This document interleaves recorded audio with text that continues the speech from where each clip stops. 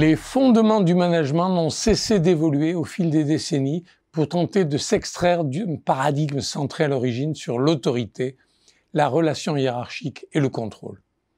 Dans ce contexte, une évolution majeure nouvelle est en cours. Le modèle militaire, réduit à sa plus simple expression par le binôme commandement et exécution, a pu inspirer le management des fabriques et des manufactures, c'est-à-dire des usines des débuts. Une logique plus civile, avec Henry Fayol ou Frederick Taylor, a conduit à adopter le principe de la prescription du travail à accomplir, complété par le contrôle du travail produit, le tout synthétisable dans un binôme prescription et contrôle. Dans ce contexte, des espaces allaient s'ouvrir pour offrir des marges de manœuvre aux acteurs et en particulier aux subordonnés et permettre d'évoluer vers le couple standardisation et contrôle. Paradoxalement, la standardisation des tâches est ce qui a pu être appelé le management scientifique à la Taylor, malgré un côté indéniablement contraignant, auront permis aux salariés les plus volontaires car convaincus de prendre des initiatives. Puis, sous l'influence de Chester Barnard, est venue la prescription par la finalité, ce qu'il faut accomplir, plus que par la spécification de la tâche centrée sur le comment le faire, conduisant au management par objectif à la Peter Drucker. Sont également apparues les logiques de Mary Parker Follett sur la responsabilisation des individus, ouvrant la voie à un binôme fortement renouvelé et autrement plus prometteur que je résumerai par objectif et autocontrôle. Une forme d'humanisation a ainsi servi de fil conducteur à cette longue phase d'évolution du management pendant la première moitié du XXe siècle. La gestion scientifique pensait l'homme et la femme au travail comme des forces de production qu'il fallait pousser à travailler plus pour les rendre plus productifs. En 1960, MacGregor prend la posture inverse avec la théorie Y. Attention à ne pas la confondre avec ce qui a pu être appelé depuis la génération Y. MacGregor s'inscrit dans la veine de Parker Follett et propose de partir d'un postulat novateur. Les salariés veulent bien faire. Sur cette base renouvelée, le rôle du management est de les mettre en condition de bien faire. À mon sens, il y a là les prémices de ce qui se joue aujourd'hui.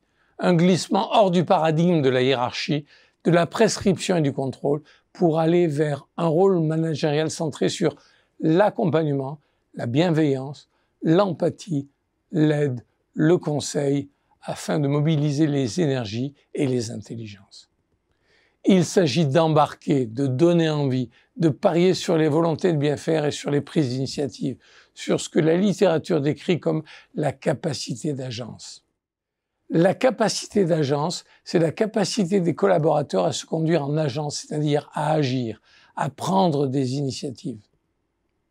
Ces prises d'initiative se font au-delà du travail prescrit, mais en ligne avec les objectifs assignés, même si cela passe par une réinterprétation des objectifs par les collaborateurs, suivi par un inévitable réalignement opéré en continu et en souplesse par le management pour recoller au cap stratégique. Voici une illustration concrète de ce que cela implique. Pour renouveler ses activités et se projeter vers un futur viable, l'entreprise est amenée à investir dans des projets d'innovation avec en arrière-fond une fonction R&D et une fonction marketing amont. Dans le passé, ces fonctions R&D et marketing amont, ou marketing stratégique, étaient le plus souvent pilotées par le haut, dans une logique d'innovation dirigée, c'est-à-dire sur la base des projets prioritaires assignés par les dirigeants. J'observe que de plus en plus d'entreprises s'efforcent de parier sur les propositions d'innovation et de renouvellement qui émanent du terrain, au travers de toute l'organisation. Dans ce contexte, le rôle du management reste essentiel mais prend une autre forme. Plutôt que de se voir comme les seuls à même de définir les projets à développer, le management, et en particulier le management intermédiaire, est amené à détecter les idées nouvelles qui sont proposées par l'organisation. Il s'agit d'écouter les propositions, de faire preuve au moins autant d'empathie et de bienveillance que de sens critique pour permettre aux proposants de prendre le temps de faire mûrir leurs idées et de venir ensuite les présenter pour arbitrage, cette fois sans concession, mais sur la base de dossiers mûris, documentés et argumentés.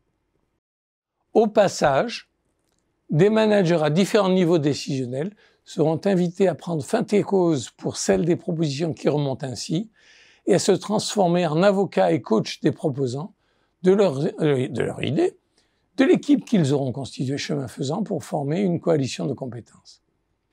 Peter Senge, dans la 5e discipline, aura été à mon sens un de ceux qui parmi les premiers ont senti venir cette seconde grande phase d'évolution du management.